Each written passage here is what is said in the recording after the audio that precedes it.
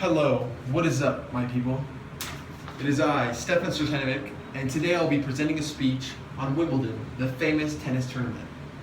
Thank you all so much for being here, and I hope you enjoy. Pow! That is the sound of a tennis racket hitting a ball at over 130 miles per hour. A big serve like this could be seen at the Wimbledon Tennis Championship.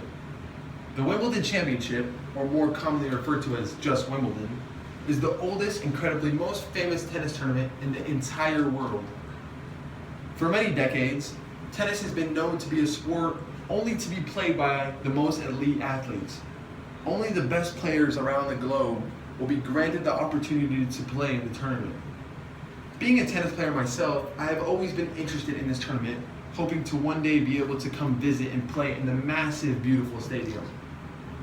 Playing here would be one of my biggest accomplishments because some of the greatest matches in history took place right here. Man. Throughout my speech, I would love to tell you about Wimbledon's historic past, strict dress code, and all of the famous trophies and really big prize money earned from all of the winnings. Now, let's go ahead and begin. Wimbledon is ironically located, and you guessed it, Wimbledon, London. Held in early July and late June, the tournament is a part of one of the 4 major Grand Slam tennis events, with the other 3 being the Australian Open, French Open, and the US Open. Now, Wimbledon is the only tournament left to be still played on natural green grass. Grass is also the surface which provides the fastest game of tennis. Now typically, most tennis tournaments are played on a hard court surface, despite the French Open being played on clay. According to Britannica.com, the first ever Wimbledon Championship was held in 1877 on one of the croquet lawns of the All England Croquet and Lawn Tennis Club. I know, a fancy name, right?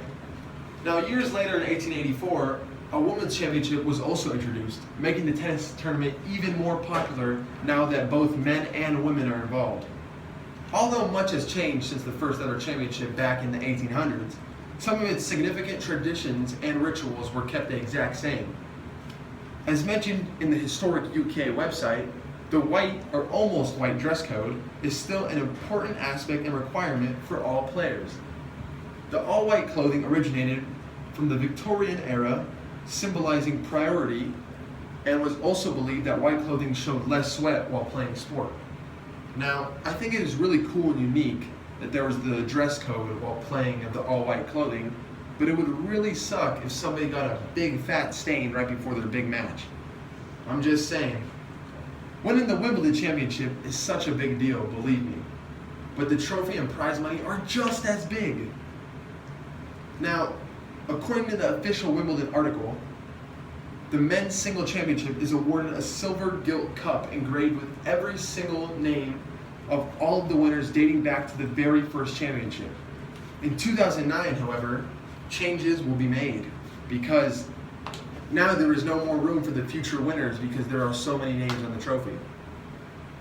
For the ladies' singles winners trophy, however, there was a sterling silver slater known as the Rose Water Dish, which was first introduced in 1886. The trophies would definitely be a great addition to a trophy case in anybody's home. And you know what? I would really want one. But, it'd be a tough challenge and struggle that you would have to complete. Now, the prize money for the winners of Wimbledon is an outstanding and whopping generous amount of $2.9 million. Both men and women will be granted the same amount of money and go home with a slightly bigger wallet. Just slightly. 2.9 million, slightly. The journey to the top of the Wimbledon podium is a tough one, but with exceptional patience and hard work, greatness can be achieved with very many and well-deserved awards. The historic and legendary Wimbledon Championship will always be a well-known name in the world of sports. Some of the most famous people have visited the sacred grounds of the London Lawn Tennis Club. Fancy name again, right? One day, myself, I hope to be able to live out my dream and play on those famous grass courts and really feel like what it feels like to be a true champion myself. There's so much history behind that grass and that whole stadium, it would just be incredible. Some say that the champions of Wimbledon are like real life superheroes. But with dedication and years of practice, any form of greatness can be achieved.